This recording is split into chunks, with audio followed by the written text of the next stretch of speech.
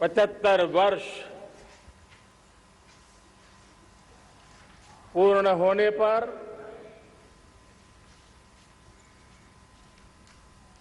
देशवासियों को अनेक अनेक शुभकामनाएं, बहुत बहुत बधाई। न सिर्फ हिंदुस्तान का हर कोना,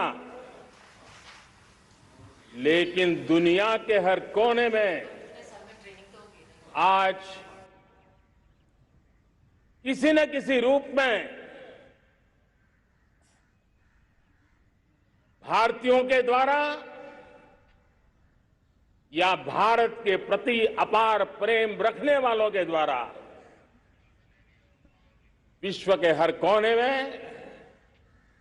यह हमारा तिरंगा आन बान शान के साथ लहरा रहा है। मैं विश्व भर में फैले हुए भारत प्रेमियों को, भारतीयों को आजादी के इस अमृत महोत्सव की बहुत बहुत बधाई देता हूं। आज का ये दिवस ऐतिहासिक दिवस है। एक पुण्य पड़ाव, एक नई राह, एक नए संकल्प और नए सामर्थ्य के साथ कदम बढ़ाने का ये शुभ अवसर है।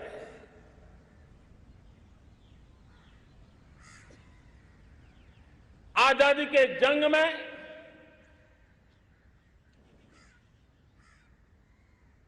गुलामी का पूरा कालखंड संघर्ष में बीता है। हिंदुस्तान का कोई कोना ऐसा नहीं था, कोई काल ऐसा नहीं था जब देशवासियों ने सैकड़ों सालों तक गुलामी के खिलाफ जंग न किया हो, जीवन न खपाया हो, यातनाएं न झेली हो, आहुति न दी हो। आज हम सब देशवासियों के लिए ऐसे हर महापुरुष को, हर त्यागी को, हर बलिदानी को नमन करने का अवसर है, उनका ऋण स्वीकार करने का अवसर है और उनका स्मरण करते हुए उनके सपनों को जल्द से जल्द पूरा करने का संकल्प लेने का भी अवसर है।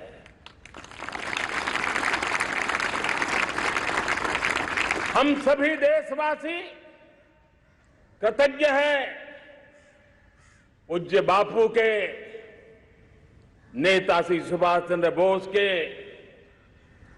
बाबा साहब आंबेडकर के, वीर सावरकर के, जिन्होंने कर्तव्य पथ पर जीवन को खपा दिया। कर्तव्य पथ ही उनका जीवन पथ रहा। यह देश कृतज्ञ है मंगल पांडे, तात्या टोपे, भगत सिंह, सुखदेव, राजगुरु, चंद्रशेखर आजाद, अशफाक उल्लाह खान, राम प्रसाद बिस्मिल, अनगिनत ऐसे हमारे क्रांति वीरों ने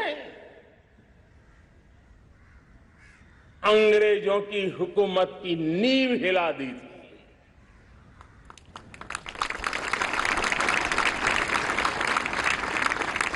यह राष्ट्र कृतज्ञ है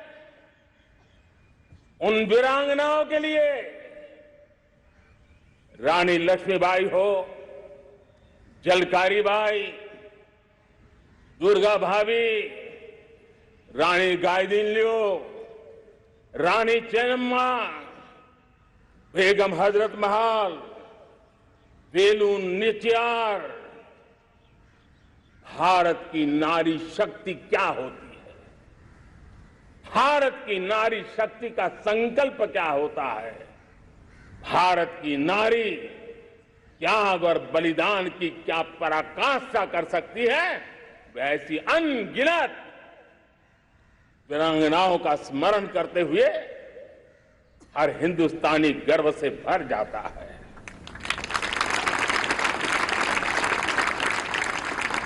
आजादी का जंग भी लड़ने वाले और आजादी के बाद देश बनाने वाले भी, डॉक्टर राजेंद्र प्रसाद जी हो, नेहरू जी हो, सरदार वल्लभ भाई पटेल, श्यामा प्रसाद मुखर्जी, लाल बहादुर शास्त्री, दीनदयाल उपाध्याय, जयप्रकाश नारायण, राम मनोहर लोहिया, आचार्य विनोबा भावे, नानाजी देशमुख, सुब्रमण्यम भारती, अनगिनत ऐसे महापुरुषों को आज नमन करने का अवसर है। जब आजादी के जंग की चर्चा करते हैं तो हम उन जंगलों में जीने वाले हमारे आदिवासी समाज का भी गौरव करना हम नहीं भूल सकते हैं। भगवान बिरसा मुंडा, सिद्धो कान्हू, अल्लूरी सीताराम राजू, गोविंद गुरु, अनगिनत नाम है जिन्होंने आजादी के आंदोलन की आवाज बन करके दूर सुदूर जंगलों में भी मेरे आदिवासी भाई बहनों में, माताओं में, युवकों में मातृभूमि के लिए जीने मरने की प्रेरणा जगाई। ये देश का सौभाग्य रहा है कि आजादी के जंग के कई रूप रहे हैं और उसमें एक रूप वो भी था जिसमें नारायण गुरु हो, स्वामी विवेकानंद हो, महर्षि अरविंदो हो, गुरुदेव रविंद्रनाथ टैगोर हो, ऐसे अनेक महापुरुष हिंदुस्तान के हर कोने में, हर काल में भारत की चेतना को जगाते रहे, भारत को चेतनवंत बनाते रहे। अमृत महोत्सव के दौरान देश ने पूरे एक साल से हम देख रहे हैं, 2021 में दांडी यात्रा से प्रारंभ हुआ, स्मृति दिवस को संवारते हुए हिंदुस्तान के हर जिले में, हर कोने में देशवासियों ने आजादी के अमृत महोत्सव के लक्षावधि कार्यक्रम किए। शायद इतिहास में इतना विशाल, व्यापक, लंबा एक ही मकसद का उत्सव मनाया गया हो, वो शायद ये पहली घटना हुई होगी। और हिंदुस्तान के हर कोने में उन सभी महापुरुषों को याद करने का प्रयास किया गया जिनको किसी न किसी कारणवश इतिहास में जगह न मिली या उनको भुला दिया गया था। आज देश ने खोज खोज करके हर कोने में ऐसे वीरों को, महापुरुषों को, त्यागियों को, बलिदानियों को, सत्याग्रहियों को याद किया, नमन किया। अमृत महोत्सव के दरमियान इन सभी महापुरुषों को नमन करने का अवसर रहा। कल 14 अगस्त को भारत ने विभाजन विभीषिका स्मृति दिवस भी बड़े भारी मन से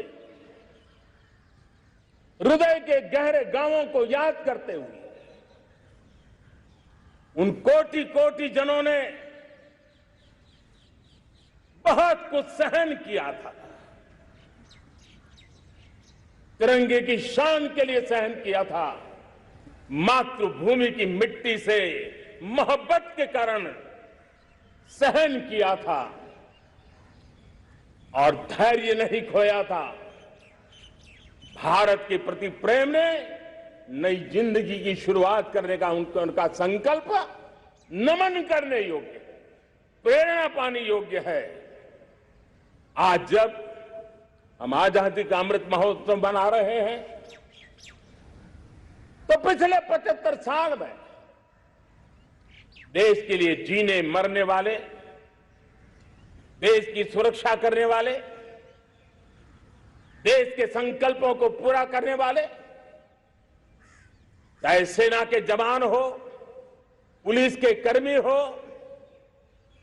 शासन में बैठे हुए ब्यूरोक्रेट्स हो, जनप्रतिनिधि हो, स्थानीय स्वराज की संस्थाओं के शासक प्रशासक रहे हो, राज्यों के शासक प्रशासक रहे हो, केंद्र के शासक प्रशासक रहे हो, 75 साल में इन सब के योगदान को भी आज स्मरण करने का अवसर है और देश के कोटि कोटि नागरिकों को भी, जिन्होंने 75 साल अनेक प्रकार की कठिनाइयों के बीच भी देश को आगे बढ़ाने के लिए अपने से जो हो सका वो करने का प्रयास किया है।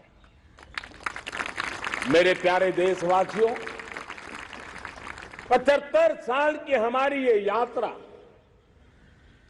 अनेक उतार चढ़ाव से भरी हुई है। सुख दुख की छाया मंडराती रही है और इसके बीच भी हमारे देशवासियों ने उपलब्धियां की है, पुरुषार्थ किया है, हार नहीं मानी है, संकल्पों को ओझल नहीं होने दिया है। और इसलिए, और ये भी सच्चाई है कि सैकड़ों सालों के गुलामी के कालखंड ने भारत के मन को, भारत के मानवीय की भावनाओं को गहरे घाव किए थे, गहरी चोटें पहुंचाई थी, लेकिन उसके भीतर एक जिद भी थी, एक जिजीविषा भी थी, एक जुनून भी था, एक जोम भी था। और उसके कारण अभावों के बीच में भी, उपहास के बीच में भी, और जब आजादी का जंग अंतिम चरण में था तो देश को डराने के लिए, निराश करने के लिए, हताश करने के लिए सारे उपाय किए गए थे। अगर आजादी आई, अंग्रेज चले जाएंगे तो देश टूट जाएगा, बिखर जाएंगे, लोग अंदर अंदर लड़ करके मर जाएंगे, कुछ नहीं बचेगा, अंधकार युग में भारत चला जाएगा। न जाने क्या क्या आशंकाएं व्यक्त की गई थी, लेकिन उनको पता नहीं था ये हिंदुस्तान की मिट्टी है, इस मिट्टी में वो सामर्थ्य है जो शासकों से भी परे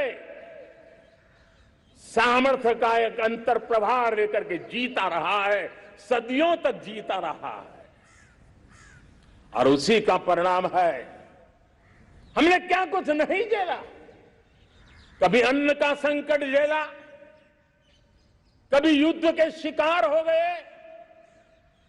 आतंकवाद ने डगर डगर चुनौतियां पैदा की, निर्दोष नागरिकों को मौत के घाट उतार दिया गया, छद्म युद्ध चलते रहे, प्राकृतिक आपदाएं आती रही, सफलता विफलता, आशा निराशा, न जाने कितने पड़ाव आए हैं, लेकिन इन पड़ाव के बीच भी भारत आगे बढ़ता रहा।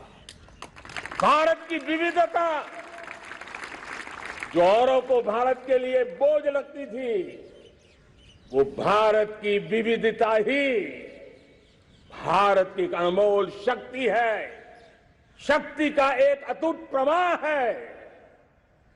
और दुनिया को पता नहीं था कि भारत के पास एक इनहेरेंट सामर्थ्य है, एक संस्कार सरिता है, एक मन मस्तिष्क का विचारों का बंधन है, और वो है भारत लोकतंत्र की जननी है,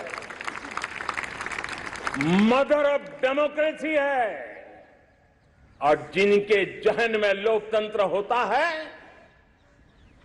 वे जब संकल्प करके चल पड़ते हैं, वो सामर्थ्य दुनिया की बड़ी बड़ी सल्तनतों के लिए भी संकट का काल लेकर के आती है।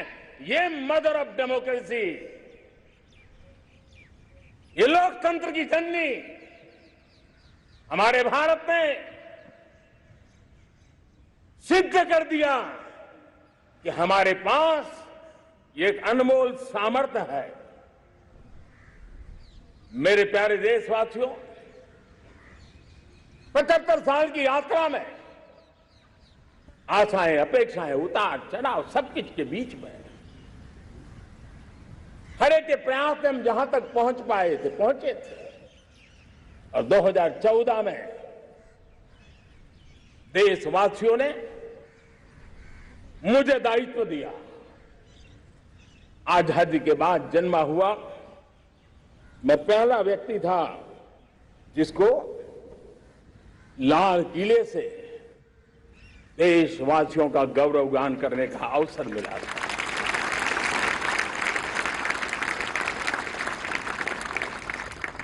लेकिन मेरे दिल में जो भी आप लोगों से सीखा हूं, जितना आप लोगों को जान पाया हूं मेरे देशवासियों, आपके सुख दुख को समझ पाया हूं, देश की आशा अपेक्षाओं के भीतर वो कौन सी आत्मा बसती है, उसको जितना मैं समझ पाया हूं, उसको लेकर के मैंने अपना पूरा कालखंड देश के उन लोगों को एम्पावर करने में खपाया। मेरे दलित हो, शोषित हो, पीड़ित हो, वंचित हो, आदिवासी हो, महिला हो, युवा हो, किसान हो, दिव्यांग हो, पूरब हो, पश्चिम हो, उत्तर हो, दक्षिण हो, समुद्र का तट हो, हिमालय की कंदराएं हो, हर कोने में महात्मा गांधी का जो सपना था आखिर इंसान की चिंता करने का, महात्मा गांधी जी की आकांक्षा थी अंतिम छोर पर बैठे हुए व्यक्ति को समर्थ बनाने की, मैंने अपने आप को उसके लिए समर्पित किया। और उन 8 साल का नतीजा, आजादी के इतने दशकों का अनुभव, आज 75 साल के बाद जब अमृत काल की ओर कदम रख रहे हैं, अमृत काल की ये पहली प्रभात है, तब मैं एक ऐसे सामर्थ्य को देख रहा हूं और जिससे मैं गर्व से भर जाता हूं। देशवासियों, मैं आज देश का सबसे बड़ा सौभाग्य ये देख रहा हूं कि भारत का जनमन आकांक्षी जनमन है, एस्पिरेशनल सोसाइटी किसी भी देश की बहुत बड़ी अमानत होती है। और हमें गर्व है कि आज हिंदुस्तान के हर कोने में, हर समाज के हर वर्ग में, हर तबके में आकांक्षाएं उफान पर है। देश का हर नागरिक चीजें बदलना चाहता है, बदलते देखना चाहता है, लेकिन इंतजार करने को तैयार नहीं है, अपनी आंखों के सामने देखना चाहता है, कर्तव्य से जुड़ करके करना चाहता है, वो गति चाहता है, वो प्रगति चाहता है। 75 साल में संजोए हुए सारे सपने अपने ही आंखों के सामने पूरा करने के लिए वो लालायित है, उत्साहित है, उतावला भी है। कुछ लोगों को इसके कारण संकट हो सकता है, क्योंकि जब एस्पिरेशनल सोसाइटी होती है तब सरकारों को भी तलवार की धार पे चलना पड़ता है, सरकारों को भी समय के साथ दौड़ना पड़ता है। और मुझे विश्वास है, चाहे केंद्र सरकार हो, राज्य सरकार हो, स्थानीय स्वराज की संस्थाएं हो, किसी भी प्रकार की शासन व्यवस्था क्यों न हो, हर किसी को इन एस्पिरेशनल सोसाइटी को एड्रेस करना पड़ेगा। उनकी आकांक्षाओं के लिए हम ज्यादा इंतजार नहीं कर सकते। हमारे इस एस्पिरेशनल सोसाइटी ने लंबे अरसे तक इंतजार किया है, लेकिन अब वो अपनी आने वाली पीढ़ी को इंतजार में जीने के लिए मजबूर करने को तैयार नहीं है। और इसलिए ये अमृत काल का पहली प्रभात हमें उस एस्पिरेशनल सोसाइटी की आकांक्षाओं को पूरा करने के लिए एक बहुत बड़ा सुनहरा अवसर देकर के आई है। मेरे प्यारे देशवासियों, हमने पिछले दिनों देखा है, एक और ताकत का हमने अनुभव किया है, और वो है भारत में एक सामूहिक चेतना का पुनर्जागरण हुआ है। एक सामूहिक चेतना का पुनर्जागरण आजादी के इतने संघर्ष में से जो अमृत था वो अब संजोया जा रहा है, संकलित हो रहा है, संकल्प में परिवर्तित हो रहा है, पुरुषार्थ की पराकाष्ठा जुड़ रही है और सिद्धि का मार्ग नजर आ रहा है। ये चेतना, मैं समझता हूं कि चेतना का जागरण, ये पुनर्जागरण, ये हमारी सबसे बड़ी अमानत है। और ये पुनर्जागरण देखिए, 10 अगस्त तक लोगों को पता तक नहीं होगा शायद कि देश के भीतर कौन सी ताकत है, लेकिन पिछले 3 दिन से जिस प्रकार से तिरंगे झंडे को लेकर के, तिरंगा की यात्रा लेकर के देश चल पड़ा है, बड़े बड़े सोशल साइंस के एक्सपर्ट्स ये भी शायद कल्पना नहीं कर सकते कि मेरे भीतर के अंदर कितने, मेरे देश के भीतर कितना बड़ा सामर्थ्य है, एक तिरंगे झंडे ने दिखा दिया है। यह पुनर्चेतना, पुनर्जागरण का पल है। ये लोग समझ नहीं पाए हैं, जब देश जनता कर्फ्यू के लिए हिंदुस्तान का हर कोना निकल पड़ता है, तब उस चेतना की अनुभूति है। जब देश ताली थाली बजा करके कोरोना वॉरियर के साथ कंधे से कंधा मिला करके खड़ा हो जाता है, तब चेतना की अनुभूति होती है। जब दिया जला करके कोरोना वॉरियर की शुभकामना देने के लिए देश निकल पड़ता है, तब उस चेतना की अनुभूति होती है। दुनिया कोरोना के कालखंड में वैक्सीन लेना या न लेना, वैक्सीन काम का है कि नहीं है, उस उलझन में जी रहा था। उस समय मेरे देश के गांव गरीब भी 200 करोड़ डोज दुनिया को चौंका देने वाला काम करके दिखा देते हैं। यही चेतना है, यही सामर्थ्य है। इस सामर्थ्य ने आज देश को एक नई ताकत दी है। मेरे प्यारे भाइयों बहनों, तीसरा एक महत्वपूर्ण सामर्थ्य मैं देख रहा हूं, जैसे एस्पिरेशनल सोसाइटी, जैसे पुनर्जागरण, वैसे ही आजादी के इतने दशकों के बाद पूरे विश्व का भारत की तरफ देखने का नजरिया बदल चुका है। विश्व भारत की तरफ गर्व से देख रहा है, अपेक्षा से देख रहा है। समस्याओं का समाधान भारत की धरती पर दुनिया खोजने लगी है। दोस्तों, विश्व का ये बदलाव, विश्व की सोच में ये परिवर्तन 75 साल की हमारी अनुभव यात्रा का परिणाम है। हम जिस प्रकार से संकल्पों लेकर चल पड़े हैं, दुनिया इसे देख रही है और आखिरकार विश्व भी उम्मीदें लेकर के जी रहा है। उम्मीदें पूरे करने का सामर्थ्य कहां पड़ा है, वो उसे दिखने लगा है। मैं इसे त्रिशक्ति के रूप में देखता हूं, 3 सामर्थ्य के रूप में देखता हूं। और ये त्रिशक्ति है एस्पिरेशन की, पुनर्जागरण की और विश्व की उम्मीदों की। और इसे पूरा करने के लिए हम जानते हैं दोस्तों, आज दुनिया में एक विश्वास जगने में मेरे देशवासियों की बहुत बड़ी भूमिका है। 130 करोड़ देशवासियों ने कई दशकों के अनुभव के बाद स्थिर सरकार का महत्व क्या होता है, राजनीतिक स्थिरता का महत्व क्या होता है, पॉलिटिकल स्टेबिलिटी दुनिया में किस प्रकार की ताकत दिखा सकती है, नीतियों में कैसा सामर्थ्य होता है, उन नीतियों पर विश्व का कैसे भरोसा बनता है, ये भारत ने दिखाया है और दुनिया भी इसे समझ रही है। और हम जब राजनीतिक स्थिरता हो, नीतियों में गतिशीलता हो, निर्णयों में तेजी हो, सर्वव्यापकता हो, सर्वसमावेशकता हो, तो विकास के लिए हर कोई भागीदार बनता है।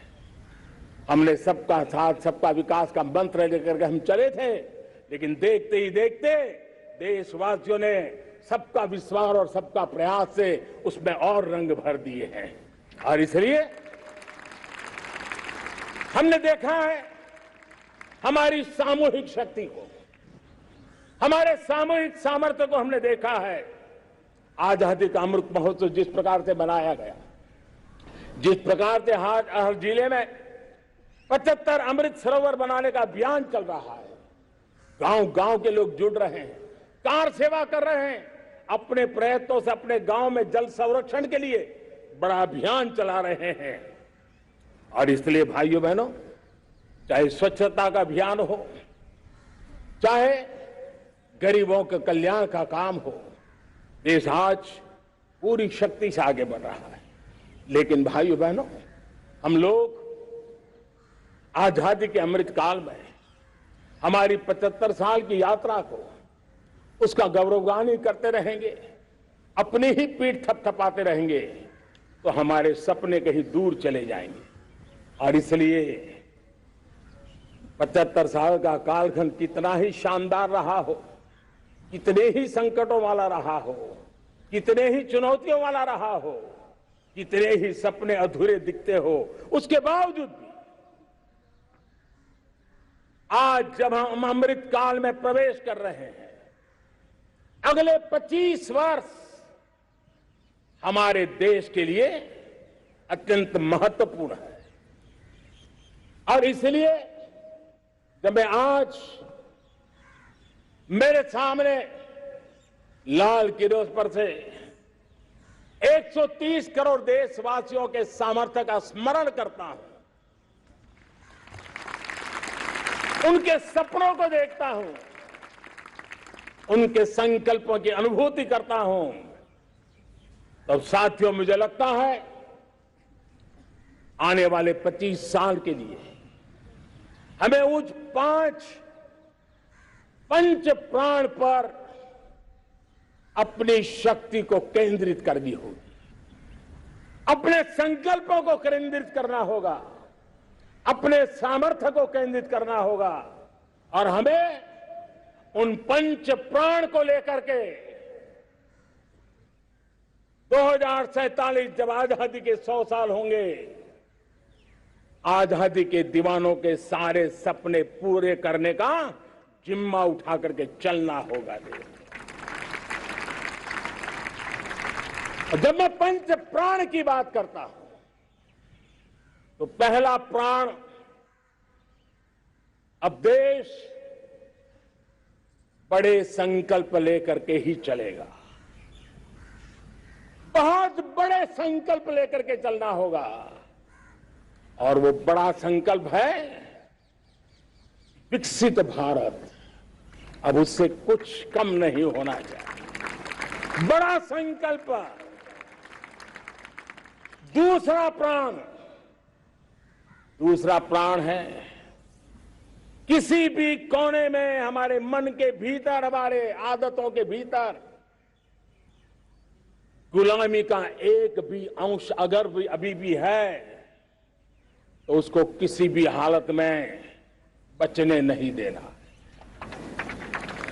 अब 100% सैकड़ों साल की गुलामी ने जहां हमें जकड़ कर रखा है, हमारे मनोभाव को बांध करके रखा हुआ है, हमारी सोच में विकृतियां पैदा करके रखी है, हमें गुलामी की छोटी सी छोटी चीज भी कहीं नजर आती है, हमारे भीतर नजर आती है, हमारे आसपास नजर आती है, हमें उससे मुक्ति पानी ही होगी। ये हमारा दूसरी प्राण शक्ति है। तीसरी प्राण शक्ति, हमें हमारी विरासत पर गर्व होना चाहिए। हमारी विरासत के प्रति, क्योंकि यही विरासत है जिसने कभी भारत को स्वर्णिम काल दिया था, और यही विरासत है जो समय को अनुकूल परिवर्तन करने की आदत रखती है। यही विरासत है जो काल बाह्य छोड़ती रही है, नित्य नूतन स्वीकारती रही है। और इसलिए इस विरासत के प्रति हमें गर्व होना चाहिए। चौथा प्राण, वो भी उतना ही महत्वपूर्ण है, और वो है एकता और एकजुटता। 130 करोड़ देशवासियों में एकता, न कोई अपना न कोई पराया। एकता की ताकत एक भारत श्रेष्ठ भारत के सपनों के लिए हमारा चौथा प्राण है। और पांचवा प्राण है नागरिकों का कर्तव्य। नागरिकों का कर्तव्य जिसमें प्रधानमंत्री भी बाहर नहीं होता है, मुख्यमंत्री भी बाहर नहीं होता है, वो भी नागरिक है। नागरिकों का कर्तव्य, यह हमारे आने वाली 25 साल के सपनों को पूरा करने के लिए एक बहुत बड़ी प्राण शक्ति है। मेरे प्यारे देशवासियों, जब सपने बड़े होते हैं,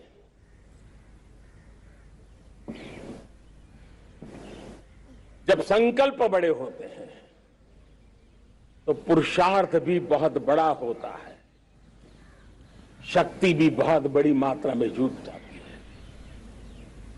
अब कोई कल्पना कर सकता है कि देश 40-42 के कालखंड को याद कीजिए। देश उठ खड़ा हुआ था, किसी ने हाथ में झाड़ू लिया था, किसी ने तकली ली थी, किसी ने रेंटिया लिया था, किसी ने सत्याग्रह का मार्ग चुना था, किसी ने संघर्ष का मान चुना था, किसी ने क्रांति की वीरता का रास्ता चुना था। लेकिन संकल्प बड़ा था आजादी, और ताकत देखिए, बड़ा संकल्प था तो आजादी लेके रहे। हम आजाद हो गए। अगर संकल्प छोटा होता, सीमित होता, तो शायद आज भी संघर्ष करने के दिन चालू रहते। लेकिन संकल्प बड़ा था तो हमने हासिल भी किया। मेरे प्यारे देशवासियों, अब आज जब अमृत काल की पहली प्रभात है, तो हमें इस 25 साल में विकसित भारत बना के रहना है। अपनी आंखों के सामने और जो 20, 22, 25 साल के नौजवान मेरे देश के मेरे सामने हैं,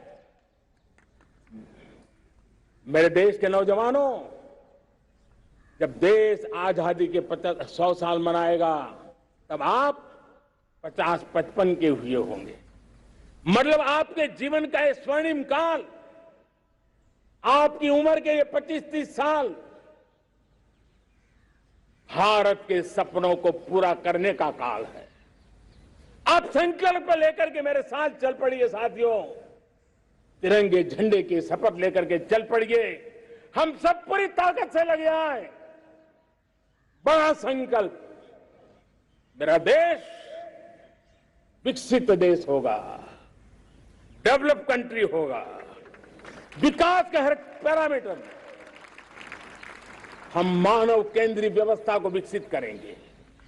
हमारे केंद्र में मानव होगा, हमारे केंद्र में के मानव की आशा आकांक्षाएं होगी। हम जानते हैं भारत जब बड़े संकल्प करता है तो करके भी दिखाता है। जब मैंने यहां स्वच्छता की बात कही थी मेरे पहले भाषण में, देश चल पड़ा, जिससे जहां हो सका स्वच्छता की ओर आगे बढ़ा और गंदगी के प्रति नफरत एक स्वभाव बनता गया। यही तो देश है जिसने इसको करके दिखाया है और कर भी रहा है, आगे भी कर रहा है। यही तो देश है जिसने वैक्सीनेशन, दुनिया दुविधा में थी, 200 करोड़ का लक्ष्य पार कर लिया, समय सीमा में कर लिया, पुराने सारे रिकॉर्ड तोड़ के कर लिया। ये देश कर सकता है। हमने तय किया था देश को खाड़ी के तेल पर हम गुजारा करते हैं, झाड़ी के तेल की ओर कैसे बढ़े। 10% इथेनॉल ब्लेंडिंग का सपना बड़ा लगता था, पुराना इतिहास बताता था संभव नहीं है, लेकिन समय से पहले 10% इथेनॉल ब्लेंडिंग करके देश ने इस सपने को पूरा कर दिया। भाइयों बहनों, 2.5 करोड़ लोगों को इतने कम समय में बिजली कनेक्शन पहुंचाना छोटा काम नहीं था, देश ने करके दिखाया। लाखों परिवारों के घर में जल से नल, नल से जल, नल से जल पहुंचाने का काम आज देश तेज गति से कर रहा है। खुले में शौच से मुक्ति भारत के अंदर आज संभव हो पाया है। मेरे प्यारे देशवासियों, अनुभव कहता है कि एक बार हम सब संकल्प लेकर के चल पड़े तो हम निर्धारित लक्ष्यों को पार कर सकते हैं। रिन्यूएबल एनर्जी का लक्ष्य हो, देश में नए मेडिकल कॉलेज बनाने का इरादा हो, डॉक्टरों की तैयारी करवानी हो, हर क्षेत्र में पहले से गति बहुत बड़ी है। और इसलिए मैं कहता हूं, अब आने वाले 25 साल बड़े संकल्प के हो। यही हमारा प्राण, वही हमारा प्रण भी होना चाहिए। दूसरी बात मैंने कही है, उस प्राण शक्ति की मैंने चर्चा की है कि गुलामी की मानसिकता। देश की सोचिए भाइयों, कब तक दुनिया हमें सर्टिफिकेट बांटती रहेगी? कब तक दुनिया के सर्टिफिकेट पर हम गुजारा करेंगे? क्या हम अपने मानक नहीं बनाएंगे? क्या 130 करोड़ का देश अपने मानकों को पार करने के लिए पुरुषार्थ नहीं कर सकता है? हमें किसी भी हालत में औरों के जैसा दिखने की कोशिश करने की जरूरत नहीं है। हम जैसे हैं वैसे, लेकिन सामर्थ्य के साथ खड़े होंगे, ये हमारा मिजाज होना चाहिए। हमें गुलामी से मुक्ति चाहिए। हमारे मन के भीतर दूर दूर 7 समंदर के नीचे भी गुलामी का तत्व नहीं बच रहना चाहिए। और मैं आशा देखता हूं, जिस प्रकार से नई राष्ट्रीय शिक्षा नीति बनी है, जिस मंथन के साथ बनी है, कोटि कोटि लोगों के विचार प्रवाह को संकलित करते हुए बनी है, और भारत की धरती की जमीन से जुड़ी हुई शिक्षा नीति बनी। रसकस हमारी धरती के मिले हैं। हमने जो कौशल्य पर बल दिया है, ये एक ऐसा सामर्थ्य है जो हमें गुलामी से मुक्ति की ताकत देगा। हमने देखा है कभी कभी तो हमारी टैलेंट भाषा के बंधनों में बन जाती है।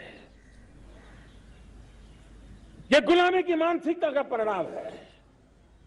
हमें हमारे देश की हर भाषा पे गर्व होना चाहिए। वो हमें भाषा आती हो या ना आती हो, लेकिन मेरे देश की भाषा है, मेरे पूर्वजों ने दुनिया को दी हुई ये भेंट सौगात है, हमें गर्व होना चाहिए। मेरे साथियों, आज डिजिटल इंडिया का रूप हम देख रहे हैं, स्टार्टअप देख रहे हैं। कौन लोग हैं? ये वो टैलेंट है जो टियर 2, टियर 3 सिटी में किसी गांव गरीब के परिवार में बसे हुए लोग हैं। ये हमारे नौजवान है जो आज नई नई खोज के साथ दुनिया के सामने आ रहे हैं। गुलामी की मानसिकता हमें उसे तिलांजलि देनी पड़ेगी, अपने सामर्थ्य पर भरोसा करना होगा। दूसरी एक बात जो मैंने कही, तीसरी मेरी प्राण शक्ति की बात है, वो है हमारी विरासत पर हमें गर्व होना चाहिए। जब हम अपनी धरती से जुड़ेंगे, जब हम अपनी धरती से जुड़ेंगे, तभी तो ऊंचा उड़ेंगे।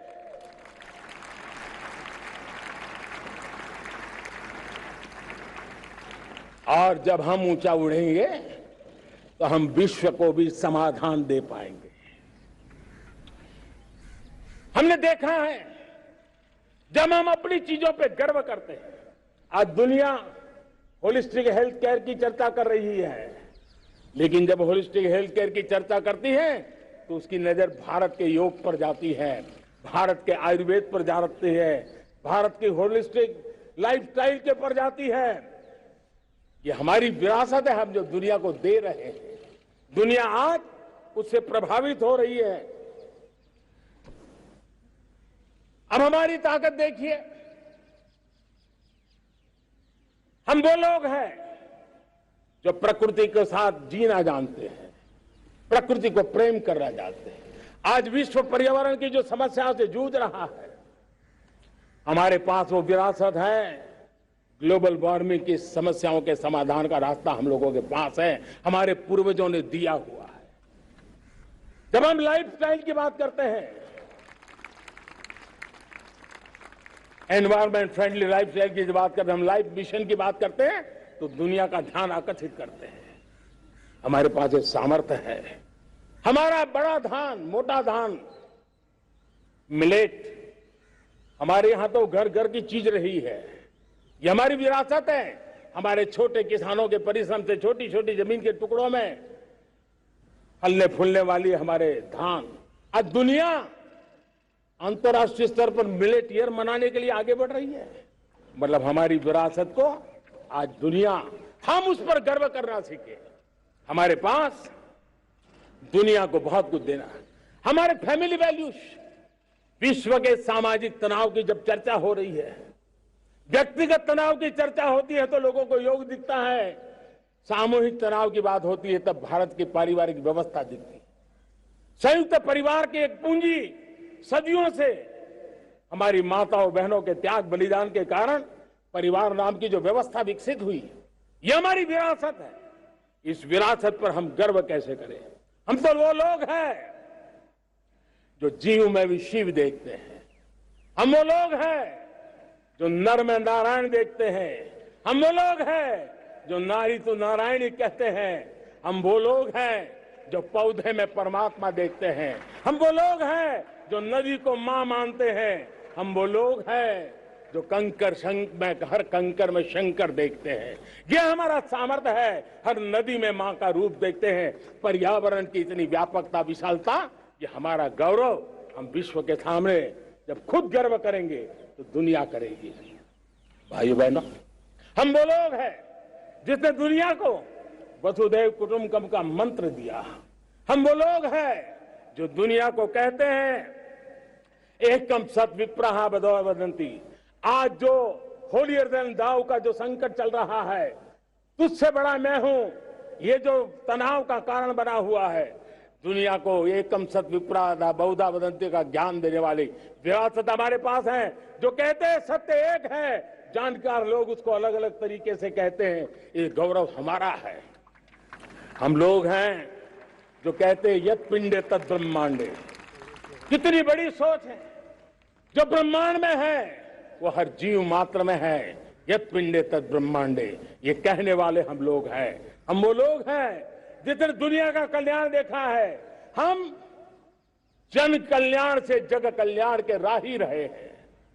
जन कल्याण से जग कल्याण की राह पर चलने वाले हम लोग जब दुनिया की कामना करते हैं तब कहते हैं सर्वे अपनी सुखिनः सन्तु सर्वे सन्तु निरामया। सुख की बात, सबके आरोग्य की बात करना, ये हमारी विरासत है। और इसलिए हम बड़ी शान के साथ हमारी इस विरासत का गर्व करना सीखें। ये प्राण शक्ति है हमारी, जो हमें 25 साल के सपना पूरा करने के लिए जरूरी है। उसी प्रकार से मेरे प्यारे देशवासियों, एक और महत्वपूर्ण विषय है एकता, एकजुटता। इतने बड़े देश को, उसकी विविधता को हमें सेलिब्रेट करना है। इतने पंथ परंपराएं, ये हमारे आन बान शान है। कोई नीचा नहीं, कोई ऊंचा नहीं है, सब बराबर है। कोई मेरा नहीं, कोई पराया नहीं, सब अपने हैं। ये भाव एकता के लिए बहुत जरूरी है। घर में भी एकता की नींव तभी रखी जाती है जब बेटे बेटी एक समान हो। अगर बेटे बेटी एक समान नहीं होंगे तो एकता के मंत्र नहीं गूंज सकते हैं। जेंडर इक्वलिटी हमारी एकता के लिए पहली शर्त। जब हम एकता की बात करते हैं, अगर हमारे एक ही पैरामीटर हो, एक ही मानदंड हो, जिस मानदंड को हम कहें इंडिया फर्स्ट, मैं जो कुछ भी कर रहा हूं, जो भी सोच रहा हूं, जो बोल रहा हूं, इंडिया फर्स्ट के अनुकूल है, एकता का रास्ता खुल जाएगा। दोस्त, हमें एकता से बांधने का वो मंत्र है, हमें इसको पकड़ना है।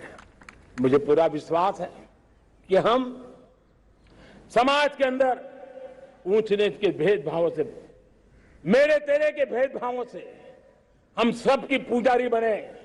श्रमेव जयते कहते हैं हम, श्रमिक का सम्मान, ये हमारा स्वभाव होना चाहिए। लेकिन भाइयों बहनों, मैं लाल किले से मेरी एक पीड़ा और कहना चाहता हूं। ये दर्द मैं कहे बिना नहीं रह सकता। मैं जानता हूं कि शायद लाल किले का विषय नहीं हो सकता है, लेकिन मेरे भीतर का दर्द मैं कहां कहूंगा। देशवासियों के सामने नहीं कहूंगा तो कहां कहूंगा। और वो है, किसी न किसी कारण से हमारे अंदर एक ऐसी विकृति आई है, हमारी बोलचाल में, हमारे व्यवहार में, हमारे कुछ शब्दों में, हम नारी का अपमान करते हैं।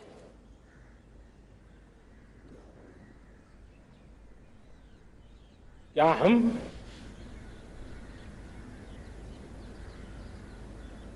स्वभाव से, संस्कार से, रोजमर्रा की जिंदगी में नारी को अपमानित करने वाली हर बात से मुक्ति का संकल्प ले सकते हैं?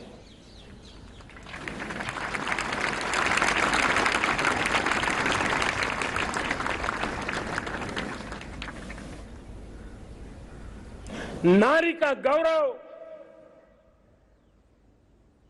राष्ट्र के सपने पूरे करने में बहुत बड़ी पूंजी बनने वाला है। ये सामर्थ्य मैं देख रहा हूं और इसलिए मैं इस बात का आग्रही हूं।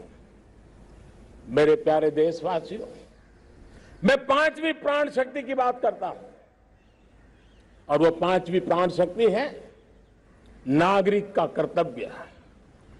दुनिया में जिन जिन देशों ने प्रगति की है, जिन जिन देशों ने कुछ अचीव किया है, व्यक्तिगत जीवन में भी जिसने अचीव किया है, कुछ बातें उभर करके सामने आती हैं। एक, अनुशासित जीवन। दूसरा, कर्तव्य के प्रति समर्पण। व्यक्ति की जीवन की सफलता हो, समाज की हो, परिवार की हो, राष्ट्र की हो, ये मूलभूत मार्ग है, ये मूलभूत प्राण शक्ति है।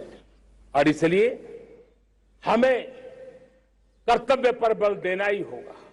यह शासन का काम है कि बिजली 24 घंटे पहुंचाने के लिए प्रयास करे, लेकिन ये नागरिक का कर्तव्य है कि जितनी ज्यादा यूनिट बिजली बचा सकते बचाएं।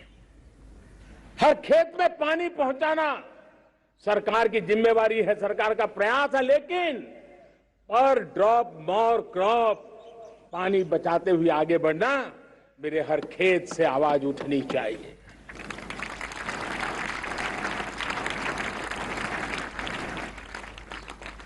केमिकल मुक्त खेती, ऑर्गेनिक फार्मिंग, प्राकृतिक खेती, ये हमारा कर्तव्य है।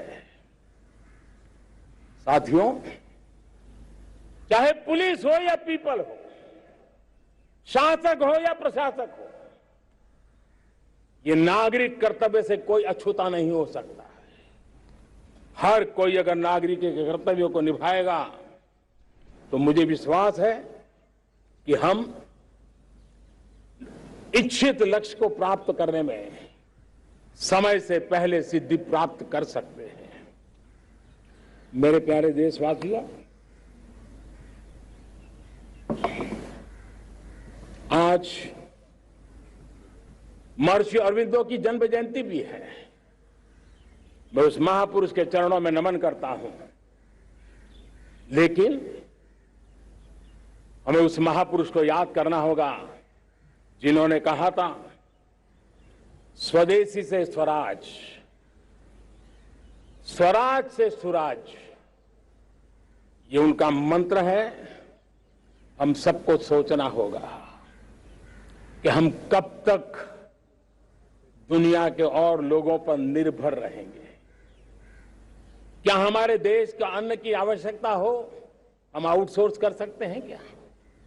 जब देश ने तय कर लिया कि हमारा पेट हम खुद भरेंगे, देश ने करके दिखाया कि नहीं दिखाया?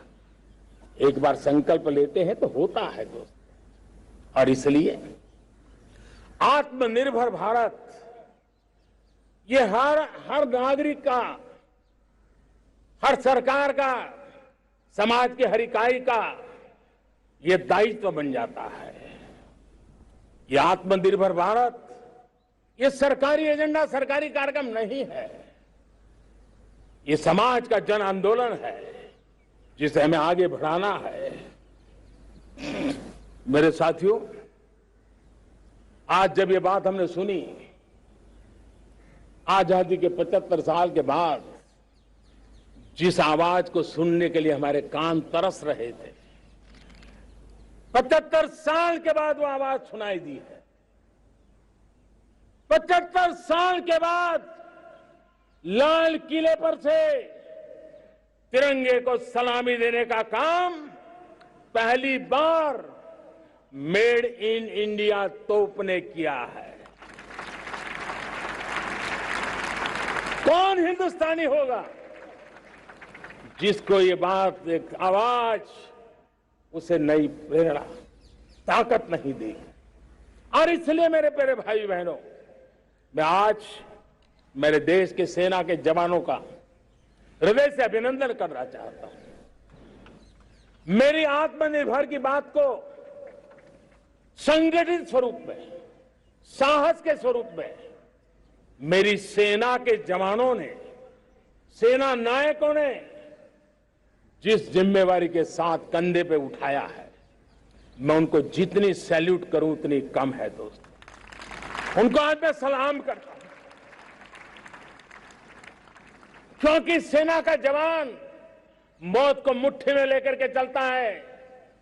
मौत और जिंदगी के बीच में कोई फासला ही नहीं होता है, और तब बीच में वो डट करके खड़ा होता है। और वो मेरा सेना का जवान तय करे कि हम 300 ऐसी चीजों आप लिस्ट करते हैं जो हम विदेश से नहीं लाएंगे हमारे देश की। ये संकल्प छोटा नहीं है। मुझे इस संकल्प में भारत के आत्मनिर्भर भारत के उज्ज्वल भविष्य के वो बीज मैं देख रहा हूं जो इस सपने को वटवृक्ष में परिवर्तित करने वाले हैं। सैल्यूट, सैल्यूट मेरे सेना के अधिकारियों को, सैल्यूट।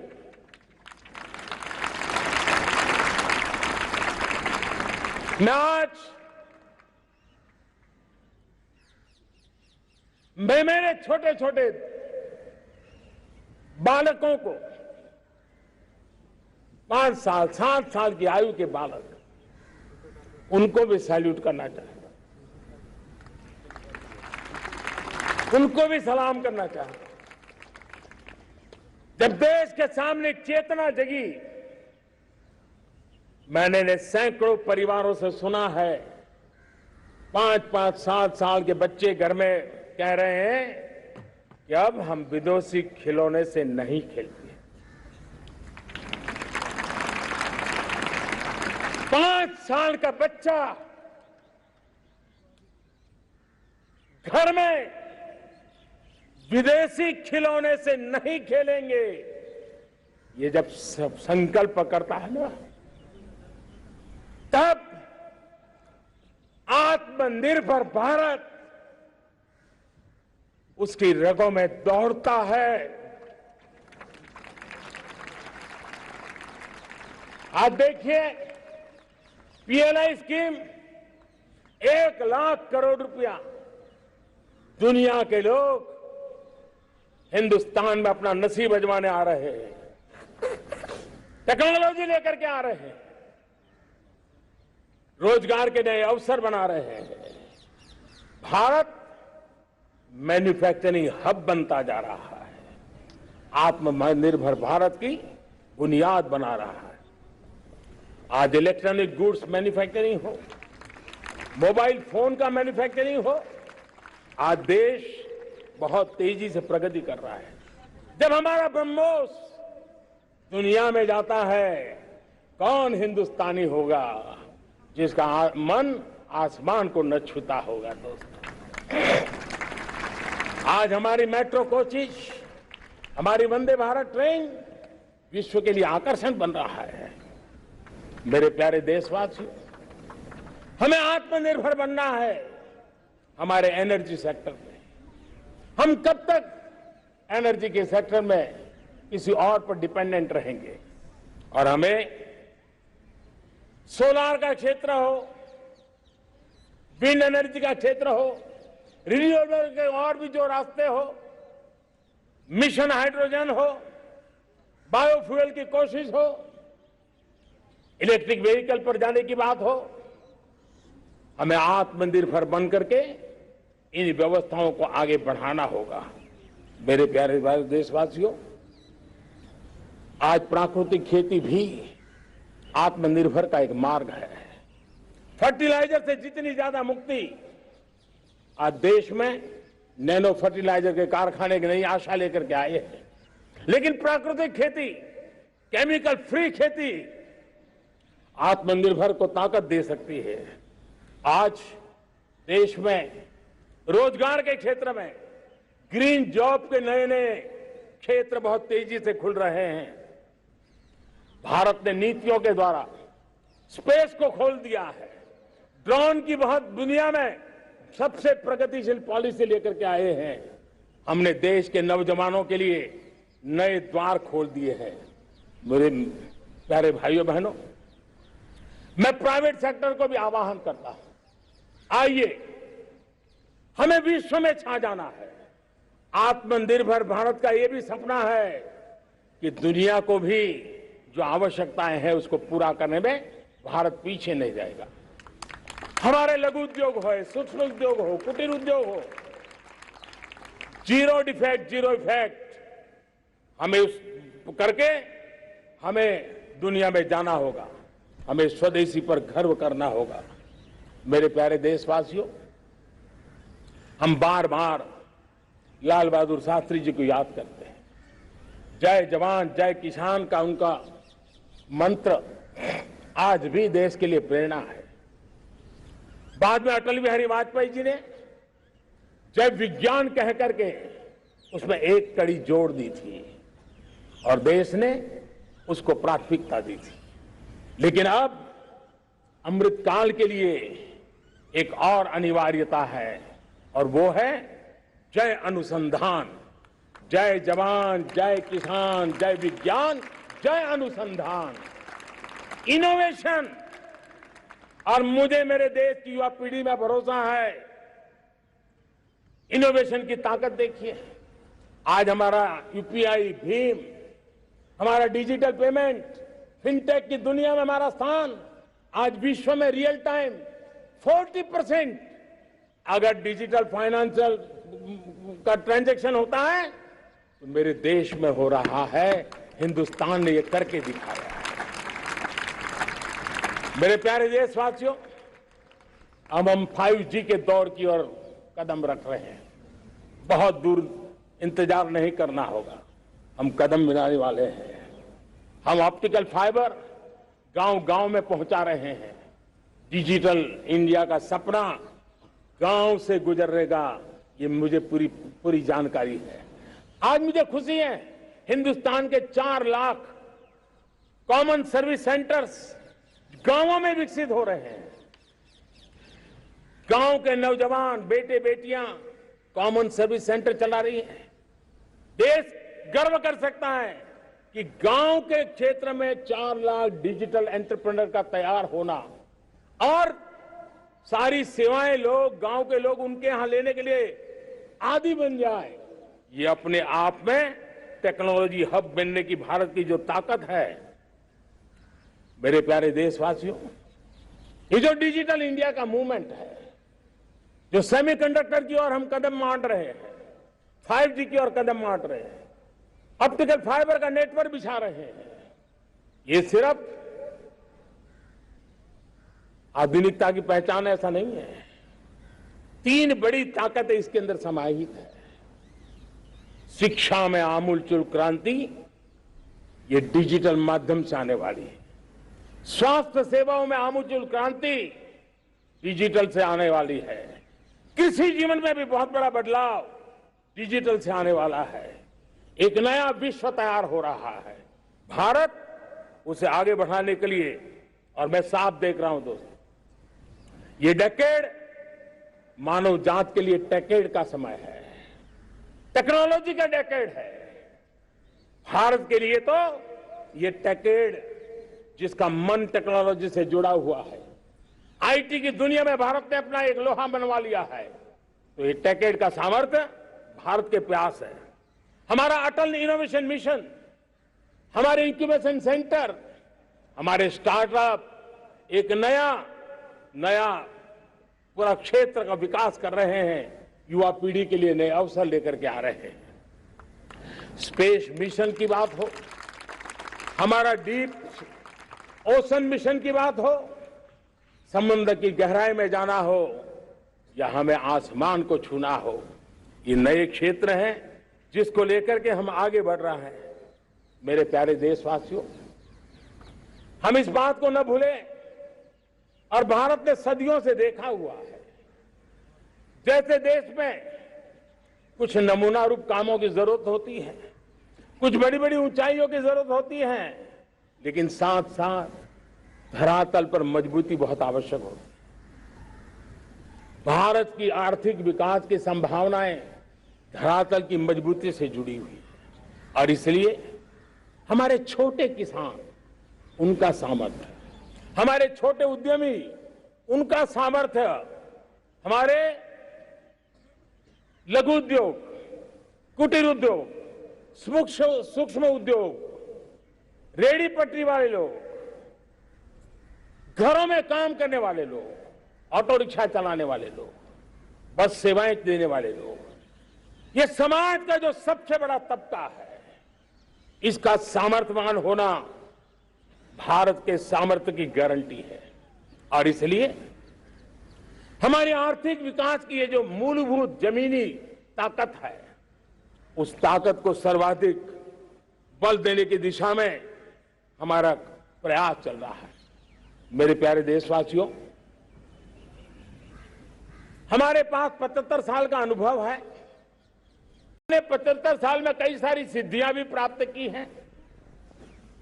हमने 75 साल के अनुभव में नए सपने भी संजोए हैं, नए संकल्प भी लिए हैं। लेकिन अमृतकाल के लिए हमारे मानव संसाधन का ऑप्टिमम आउटकम कैसे हो, हमारी प्राकृतिक संपदा का ऑप्टिमम आउटकम कैसे हो, इस लक्ष्य को लेकर के हमें चलना है। और तब मैं पिछले कुछ सालों से अनुभव से कहना चाहता हूं, आपने देखा होगा आज अदालत के अंदर देखिए, हमारी वकील के क्षेत्र में काम करने वाले हमारी नारी शक्ति किस ताकत के साथ नजर आ रही है। आप ग्रामीण क्षेत्र में जनप्रतिनिधि के रूप में देखिए, हमारी नारी शक्ति किस मिजाज से, समर्पित भाव से अपनी गांवों की समस्याओं को सुलझाने में लगी हुई है। आज ज्ञान का क्षेत्र देख लीजिए, विज्ञान का क्षेत्र देख लीजिए, हमारे देश की नारी शक्ति सिरमौर नजर आ रही है। आज हम पुलिस में देखें, हमारी नारी शक्ति लोगों की सुरक्षा की जिम्मेवारी उठा रही है। हम जीवन के हर क्षेत्र में देखें, खेलकूद का मैदान देखें या युद्ध की भूमि देखें, भारत की नारी शक्ति एक नए सामर्थ्य, नए विश्वास के साथ आगे आ रही है। मैं इसको भारत की 75 साल की जो यात्रा में जो योगदान है, उसमें अब कई गुना योगदान आने वाले 25 साल में मैं मेरी नारी शक्ति का देख रहा हूं, मेरी माताओं बहनों का, मेरी बेटियों का देख रहा हूं। और इसलिए ये सारे हिसाब किताब से ऊपर है, सारे आपके पैरामीटर से अतिरिक्त है। हम इस पर जितना ध्यान देंगे, हम जितने ज्यादा अवसर हमारी बेटियों को देंगे, जितनी सुविधाएं हमारी बेटियों के लिए केंद्रित करेंगे, आप देखना वो हमें बहुत कुछ लौटा करके देगी। वो देश को इस ऊंचाई पर ले जाएगी। इस अमृत काल में जो सपने पूरे करने में जो मेहनत लगने वाली है, अगर हमारी नारी शक्ति की मेहनत जुड़ जाएगी, व्यापक रूप से जुड़ जाएगी, तो हमारी मेहनत कम होगी, हमारा समय सीमा भी कम हो जाएगी, हमारे सपने और तेजस्वी होंगे, और ओजस्वी होंगे, और दैदीप्यमान होंगे। और इसलिए आइए साथियों, हम जिम्मेवारियों को लेकर आगे बढ़े। मैं आज भारत के संविधान के निर्माताओं का भी धन्यवाद करना चाहता हूं कि उन्होंने जो हमें फेडरल स्ट्रक्चर दिया है, उसके स्पिरिट को बनाते हुए, उसकी भावनाओं का आदर करते हुए हम कंधे से कंधा मिला करके इस अमृत काल में चलेंगे तो सपने साकार होकर के रहेंगे। कार्यक्रम भिन्न हो सकते हैं, कार्यशैली भिन्न हो सकती है, लेकिन संकल्प भिन्न नहीं हो सकते। राष्ट्र के लिए सपने भिन्न नहीं हो सकते। आइए हम एक ऐसे युग के अंदर आगे बढ़े। मुझे याद है जब मैं गुजरात का मुख्यमंत्री था, केंद्र में हमारे विचार की सरकार नहीं थी, लेकिन मेरे गुजरात में हर जगह पे मैं एक ही मंत्र लेके चलता था कि भारत के विकास के लिए गुजरात का विकास, भारत का विकास हम कहीं पर भी हो, हम सबके मन मस्तिष्क में रहना चाहिए। हमारे देश के कई राज्य हैं जिन्होंने देश को आगे बढ़ाने में बहुत भूमिका अदा की, नेतृत्व किया है, कई क्षेत्रों में उदाहरण काम किए हैं। ये हमारे फेडरलिज्म को ताकत देते हैं। लेकिन आज समय की मांग है कि हमें कोऑपरेटिव फेडरलिज्म के साथ साथ कोऑपरेटिव कॉम्पिटिटिव फेडरलिज्म की जरूरत है। हमें विकास की स्पर्धा की जरूरत है। हर राज्य को लगना चाहिए वो राज्य आगे निकल गया, मैं इतनी मेहनत करूंगा, मैं आगे निकल जाऊंगा। उसने ये 10 अच्छे काम किए हैं, मैं 15 अच्छे काम करके दिखाऊंगा। उसने 3 साल में पूरा किया है, मैं 2 साल में करके दिखाऊंगा। हमारे राज्यों के बीच में, हमारी सर्विस सरकार की सभी इकाइयों के बीच में वो स्पर्धा का वातावरण चाहिए जो हमें विकास की नई ऊंचाइयों पर ले जाने के लिए प्रयास करे।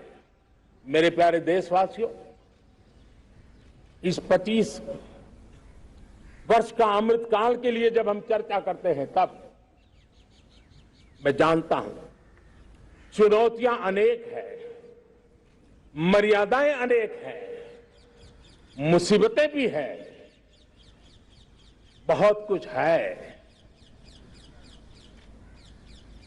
हम इसको कम नहीं आंकते हैं, रास्ते खोजते हैं, लगातार कोशिश कर रहे हैं, लेकिन 2 विषयों को तो मैं यहां आज चर्चा करना चाहता हूं। चर्चा अनेक विषयों पर हो सकती है, लेकिन मैं अभी समय की सीमा के कारण 2 विषयों पर चर्चा करता हूं।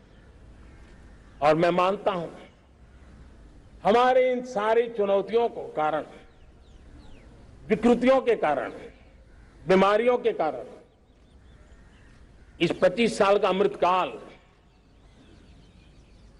उस पर शायद अगर हमने समय रहते नहीं चेते, समय रहते समाधान नहीं किए,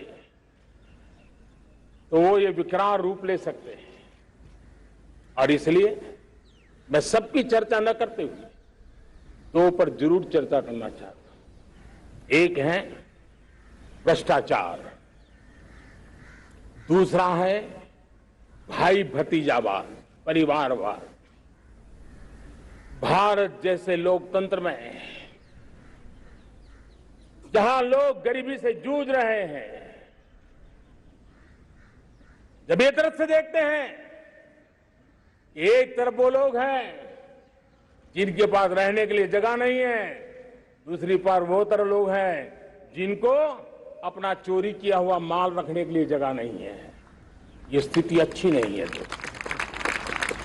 और इसलिए हमें भ्रष्टाचार के खिलाफ पूरी ताकत से लड़ना है। पिछले 8 वर्षों में डायरेक्ट बेनिफिट ट्रांसफर के द्वारा आधार, मोबाइल, इन सारे आधुनिक व्यवस्थाओं का उपयोग करते हुए 2 लाख करोड़ रुपए जो गलत हाथों में जाते थे, उसको बचा करके देश की भलाई के लिए काम लगाने में हम सफल हुए हैं। जो लोग पिछली सरकारों में बैंकों को लूट लूट करके भाग गए, उनकी संपत्तियां जब्त कर करके वापस लाने की कोशिश कर रहे हैं। कईयों को जेलों में जीने के लिए मजबूर करके रखा हुआ है। हमारी कोशिश है जिन्होंने देश को लूटा है उनको लौटाना पड़े, वो स्थिति हम पैदा करेंगे। भाइयों बहनों, अब भ्रष्टाचार के खिलाफ मैं साफ देख रहा हूं कि हम एक निर्णायक कालखंड में कदम रख रहे हैं। बड़े बड़े चमरबंदी भी बच नहीं पाएंगे। इस मिजाज के साथ भ्रष्टाचार के खिलाफ एक निर्णायक कालखंड में अब हिंदुस्तान कदम रख रहा है दोस्तों। और मैं लाल किले की प्राचीर से बड़ी जिम्मेवारी के साथ कह रहा हूं। और इसलिए भाइयों बहनों, भ्रष्टाचार दीमक की तरह देश को खोखला कर रहा है। मुझे इसके खिलाफ लड़ाई लड़नी है, लड़ाई को तेज करना है, निर्णायक मोड़ पे लेकर के ही जाना है। तब मेरे 130 करोड़ देशवासी, आप मुझे आशीर्वाद दीजिए, आप मेरा साथ दीजिए।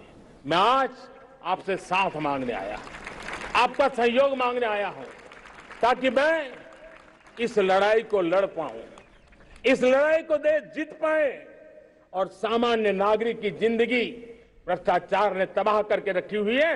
मैं मेरे इन सामान्य नागरिक की जिंदगी को फिर से शान बान शान के लिए जीने के लिए रास्ता बनाना चाहता हूं। और इसलिए मेरे प्यारे देशवासियों, ये चिंता का विषय है कि आज देश में भ्रष्टाचार के प्रति नफरत तो दिखती है, व्यक्त भी होती हैं, लेकिन कभी कभी भ्रष्टाचारियों के प्रति उदारता बरती जाती है। किसी भी देश में ये शोभा नहीं देगा।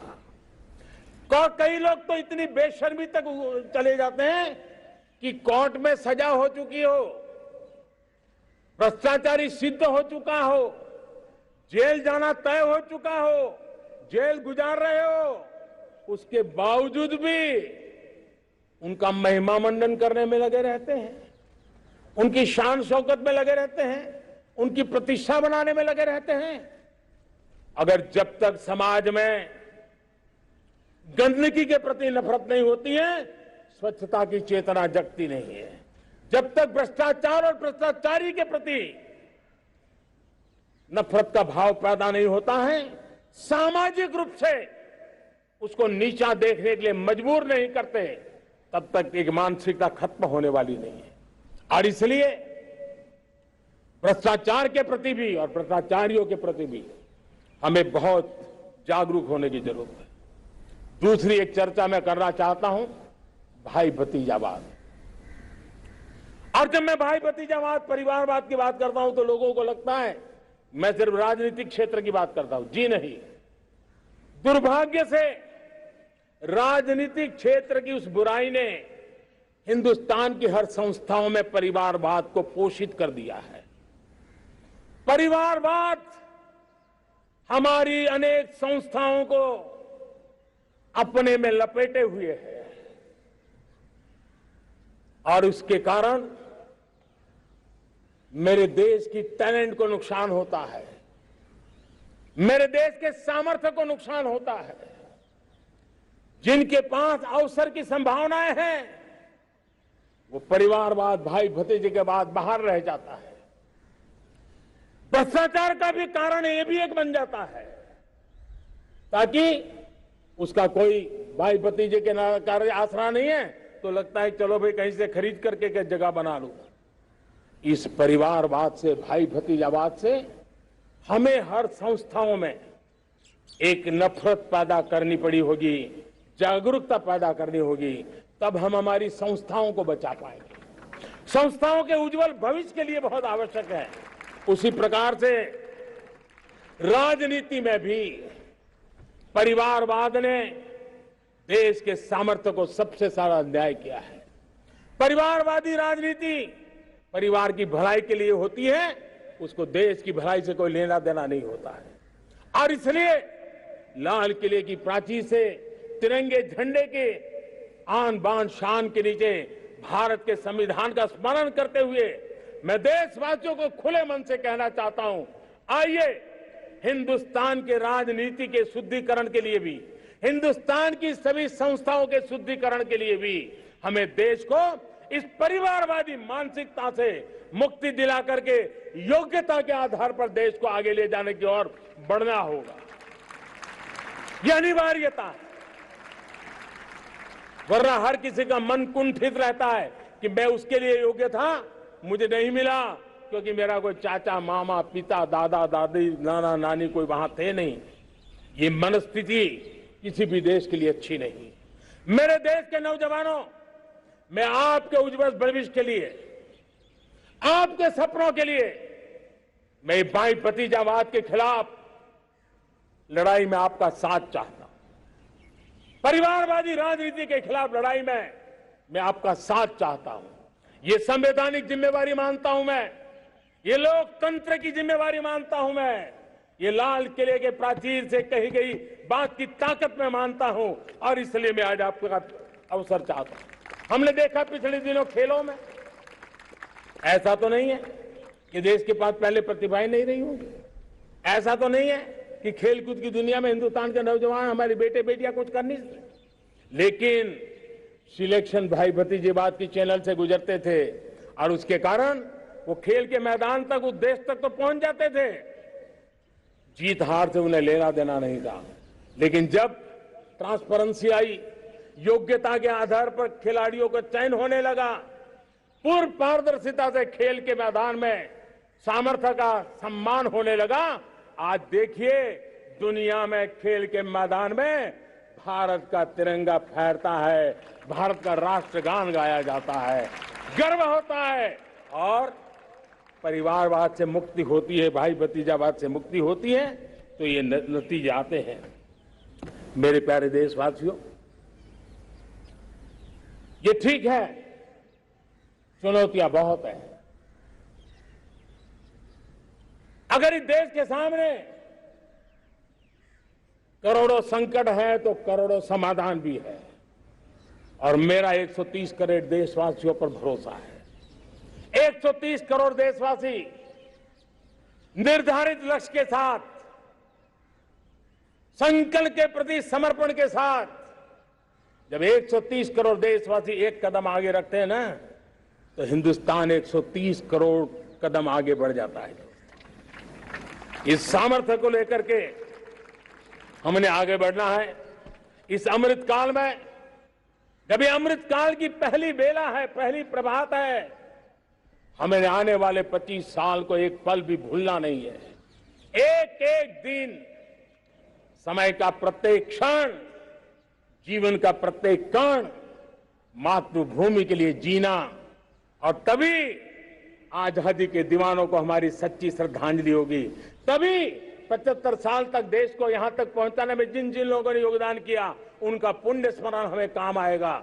मैं देशवासियों से आग्रह करते हुए, नई संभावनाओं को संजोते हुए, नए संकल्पों को पार करते हुए आगे बढ़ने का विश्वास लेकर के आज अमृत काल का आरंभ करते हैं। आजादी का अमृत महोत्सव अब अमृत काल की दिशा में पलट चुका है, आगे बढ़ चुका है। तब इस अमृत काल में सबका प्रयास अनिवार्य है, सबका प्रयास ही परिणाम लाने वाला है। टीम इंडिया की भावना ही देश को आगे बढ़ने वाली है। 130 करोड़ देशवासियों की ये टीम इंडिया एक टीम के रूप में आगे बढ़ करके सारे सपनों को साकार करेंगी। इसी पूरे विश्वास के साथ मेरे साथ बोलिए, जय हिंद, जय हिंद, जय हिंद।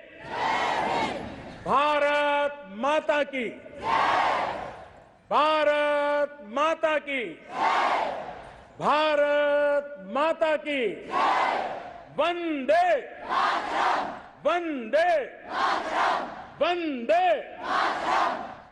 बहुत बहुत धन्यवाद।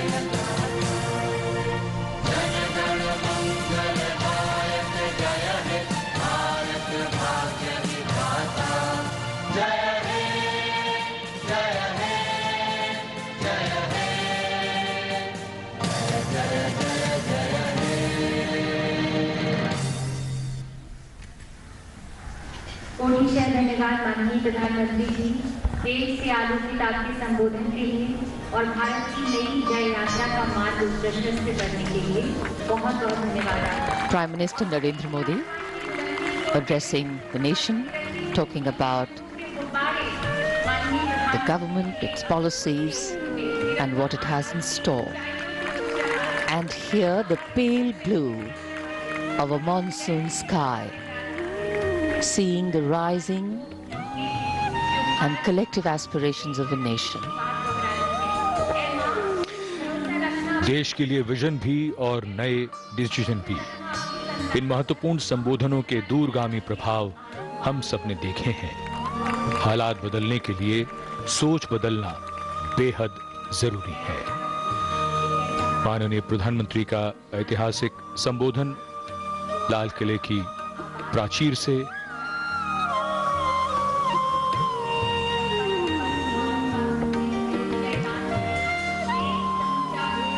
The Prime Minister takes his leave.